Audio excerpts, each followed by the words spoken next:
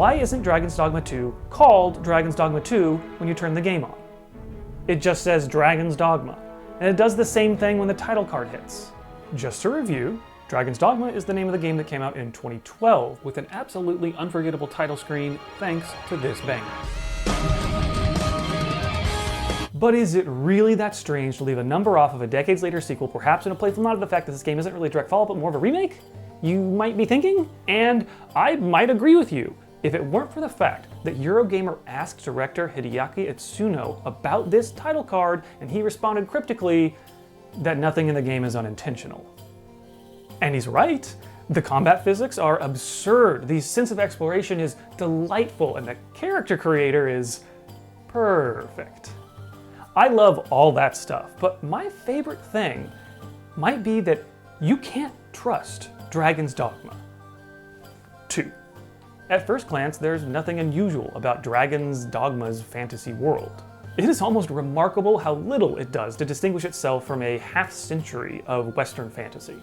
Pointy-eared elves, Euro dragons, knights in shiny armor, and flowery, old-timey Ren Fair language. Is there aught you require? What could yon chest be hiding? Reckon ye must be touched in the head. All of that stuff is still here. You are once again a classic fantasy chosen one, called an Arisen, who was marked for that role when a dragon stole your heart. Not in a romantic way, unfortunately. But this time around, there's a fake Arisen sitting on the throne where you should be. There's also fake dragons and fake aristocrats and fake paupers and even fake Glimmercoal. Glimmercoal. This game has an obsession with simulacrums and duplicates and fakes. Like in the first game, there's a guy who can create a forgery of any item in your inventory. Most of these fakes are as good as the real thing. But when you create an imitation of certain magical items or quest objects, it gets marked specifically as a dupe, which made it all the more satisfying when you returned someone's family heirloom, wink wink, and kept the real deal for yourself. Did you manage to retrieve the Jadeite Orb? So I was thrown for a loop when I tried the same grift in Dragon's Dogma 2 and they wanted to have it inspected by the expert on fakes. You see, in my line of work, trust is paramount. Forcing me to bribe him multiple times so that I convinced my mark that this duplicate was still fake, or real. You have done your title proud, Arisen. Not content with a single layer of trickery, Dragon's Dogma 2 has added trickery. Speaking of, there's also the new Trickster vocation. It uses illusory smoke to manipulate the battlefield from afar, and simulacrums to create a decoy version of yourself to draw the enemy's attack. You can even create a fake cliff for your enemies to Wile E. Coyote right off of. You can't escape the deception. Even if you choose the virtuous path, the game still sends you on quests where people lie to you or pretend to be someone else. Is the head abbess a kindly saint to the sick and dying, or is she secretly poisoning her patients for profit? Is that actually a poor little pauper, or an aristocrat with a rebellious secret? By leaving a look-alike in the house, I hope to ensure her peace of mind. And if you're thinking that all this fakery and duplicitousness might make you feel a little paranoid, well yeah, that's what the first game's ending was all about.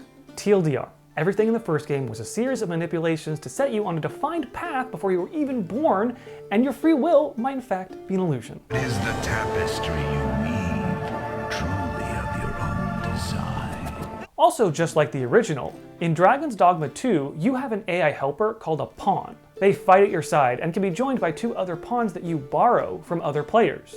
And while you're sleeping, your pawn also goes and works for other players, bringing back rewards and even quest knowledge. But now you have to be worried about them catching a cold because there's a new contagious disease spreading amongst the pawns called Dragon's Plague, and it doesn't show anywhere in the UI, and it doesn't really present any symptoms except for a bad attitude, and oh yeah, eventually a devastating calamity. Now I can't trust the one person I thought I could. Cool. And at the edges of the systems and story are hints of something more fundamentally, existentially off. An old man who speaks of a real world across the ocean. And the pawns you borrow refer to the other worlds where they've succeeded or failed on the quest you're currently working on. This is not a video game that shies away from its video gamey nature as a fantasy-ass RPG. For example, even death is not the end for you or almost any other character, as long as you have a Wakestone. So when you, or a pawn or a monster, accidentally kills a quest-critical character, it's not really a big deal, like it is in real life. Even if you lose track of their corpse, the game helpfully places it in a morgue for you to find later. All you gotta do is crack open a wake stone and then life literally goes on like nothing ever happened. Even death is fake. So what does this miasma of duplicates and deceit add up to? Paranoia, but in a good way.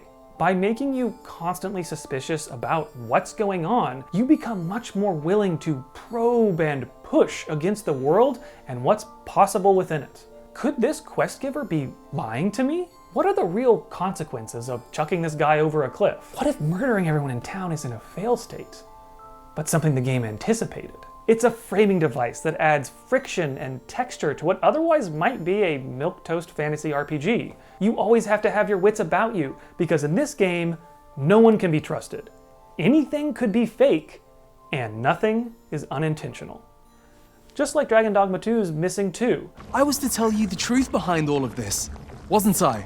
But to understand the answer to that mystery, you're gonna have to play the game for yourself. Because I don't know yet. I haven't finished it. It's a long game. Do not put in the comments that I'm a fake gamer.